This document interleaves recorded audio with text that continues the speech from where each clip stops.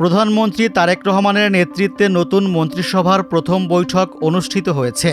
18 ফেব্রুয়ারি দুপুর 3টার দিকে সচিবালয়ের মন্ত্রিপরিষদ বিভাগে মন্ত্রিসভার প্রথম বৈঠকটি অনুষ্ঠিত হয়। এই বৈঠকের মধ্য দিয়ে প্রধানমন্ত্রী হিসেবে তারেক রহমান প্রথমবারের মতো সচিবালয়ে তার নির্ধারিত দপ্তরে আনুষ্ঠানিকভাবে কাজ শুরু করলেন।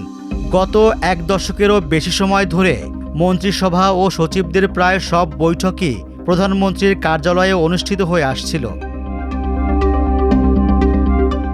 এর আগে সকাল 11টার দিকে তারেক রহমান মন্ত্রিপরিষদের নতুন সদস্যদের সঙ্গে স্মৃতিসৌধে পুষ্পস্তবক অর্পণ করেন।